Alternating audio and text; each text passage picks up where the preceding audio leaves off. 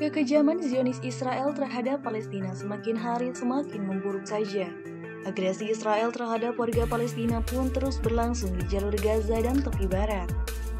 Sejak perang terjadi pada 7 Oktober 2023 lalu, jumlah korban semakin hari semakin meningkat, hingga menjadi sedikitnya 18.884 orang dan lebih dari 55.000 orang terluka.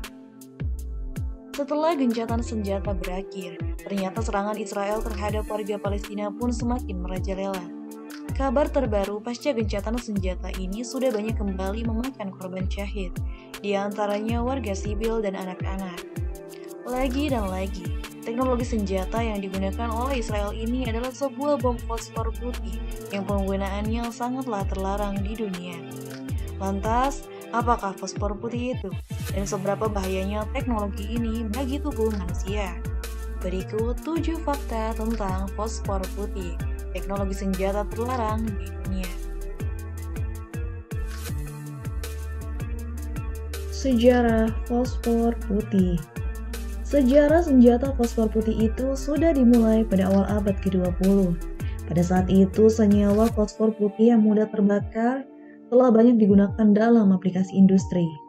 Beberapa penggunaan dalam industri tersebut diantaranya seperti pembuatan korek api, serta sebagai bahan kimia dalam produksi pupuk dan deterjen. Namun pada saat Perang Dunia Pertama, penggunaan fosfor putih mulai bergeser ke ranah militer. Teknologi senjata fosfor putih pertama kali dipergunakan secara luas oleh pasukan Jerman dan Inggris. Pada saat itulah mereka menggabungkan fosfor putih dengan proyektil artileri untuk menciptakan efek mengerikan di medan perang. Penggunaan teknologi senjata dari fosfor putih dalam perang memicu banyak kontroversi yang begitu luas di dunia. Bom fosfor putih adalah salah satu jenis bom yang di dalamnya menggunakan bahan kimia berupa fosfor putih. Bahan kimia tersebut sangat berbahaya jika bersentuhan dengan kulit manusia. Selain dari itu, fosfor putih juga dianggap sebagai zat yang sangat beracun karena mampu menyebabkan luka parah pada organ dalam saat diserap melalui kulit, tertelan, atau pada tingkat yang lebih rendah seperti terhirup.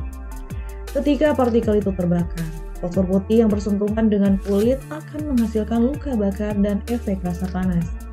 Pada saat kulit terpapar fosfor putih, hal ini bisa berpotensi menembus jaringan kulit bagian dalam dan dapat dengan cepat untuk membakar area tubuh hingga ke tulang. Dan berikut beberapa fakta fosfor putih yang digunakan Israel dalam perang melawan Hamas. 1. Fosfor putih adalah zat beracun, berbentuk seperti lilin dan terbakar pada suhu tinggi. Fosfor putih memang sangatlah beracun. Zat ini dapat terbakar pada suhu 10-15 derajat di atas suhu ruangan sebagai salah satu bentuk dari reaksi oksigen. Jika bom fosfor putih ini berhasil diluncurkan, maka akan menghasilkan asap tebal yang mengganggu panca indera manusia, merusak sinyal inframerah dan berbahaya jika terhirup oleh manusia. 2. Warna dan bau fosfor putih mirip bawang putih. Dilansir dari WebMD, bom fosfor berasal dari bahan kimia yang terbuat dari bahan batuan fosfat dengan bentuk padat dan teksturnya seperti lilin dan berbau seperti bawang putih.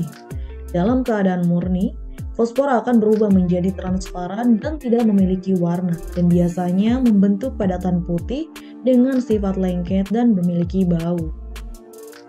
3. Bisa digunakan pada bom hingga granat. Seiring dengan kemajuan teknologi di dunia, fosfor putih banyak digunakan sebagai campuran dalam bom dan granat, meskipun penggunaannya jelas dilarang oleh dunia. Hal ini dilakukan untuk menghasilkan penerangan, tabir asap, dan sebagai bahan pembakar. 4. Bisa membakar kulit dan tulang manusia. Berdasarkan penelitian para ahli, fosfor putih ini dapat membakar kulit manusia hingga ke tulang. Dan bahan kimia tersebut dapat diserap oleh tubuh sehingga menyebabkan disfungsi pada organ tubuh seperti hati, ginjal, dan jantung. Efek samping dari luka bakar yang disebabkan oleh fosfor putih yang parah dan dalam bisa menyebabkan gangguan pada sistem metabolisme tubuh sehingga berujung pada kematian. Jika seseorang menderita luka bakar akibat fosfor putih, maka kita akan terus menembus kulit hingga mencapai tulang jika zat itu tidak segera dicuci dengan benar. 5. Ketika fosfor putih itu terhirup oleh manusia bisa sangat mematikan. Ketika bom fosfor putih ini dilepaskan dan akan menempel pada banyak permukaan seperti pada pakaian dan juga bisa menyala kembali jika bersentuhan dengan kulit manusia. Asap dari fosfor putih juga sangatlah berbahaya apabila terhirup dan dapat mengiritasi mata, sehingga membuatnya sensitif terhadap cahaya. 6. Tidak adanya larangan internasional mengenai penggunaan fosfor putih. Penggunaan fosfor putih ini tidak dilarang oleh konvensi internasional karena bom fosfor putih dikategorikan sebagai senjata pembakar, di mana senjata yang dimaksudkan adalah senjata untuk menyebabkan kebakaran atau luka bakar. Sebaliknya, jika dianggap sebagai amunisi serbaguna, luka bakar yang disebabkan oleh fosfor putih itu dianggap sebagai efek yang tidak begitu disengaja, sehingga pihak militer berasumsi bahwa fosfor putih hanya sebagai tabir asap, sinyal, atau untuk menerangi sasaran. 7. Penggunaan bom fosfor putih sudah dilarang oleh PBB. Penggunaan bom fosfor putih itu padahal sudah dilarang oleh pihak PBB sendiri. Hal ini seperti yang tercantum dalam resolusinya dan PBB tahun 1972. Di mana PBB mengkategorikan bahwa bom fosfor putih ini adalah salah satu jenis senjata perang yang dampaknya cukup mengerikan dan sangatlah mematikan. Tindakan Israel sudah jelas melanggar hak asasi manusia yang sudah diatur dalam hukum kemanusiaan internasional, yang melanggar membahayakan warga sipil dan resiko yang tidak perlu. Setiap kali fosfor putih digunakan di kawasan padat penduduk, hal ini bisa menimbulkan resiko tinggi berupa luka bakar yang parah dan penderitaan seumur hidup, ujar Lama Fakih, Direktur Human Rights Watch untuk Timur Tengah dan Afrika Utara. Itulah informasi tentang beberapa fakta dari bom fosfor putih yang mematikan namun masih digunakan oleh tentara Israel hingga sekarang. Wallahu a'lam bishawab. Semoga kisah ini bermanfaat. Lebih dan kurangnya mohon dimaafkan. Yang benar datangnya dari Allah Subhanahu wa Ta'ala.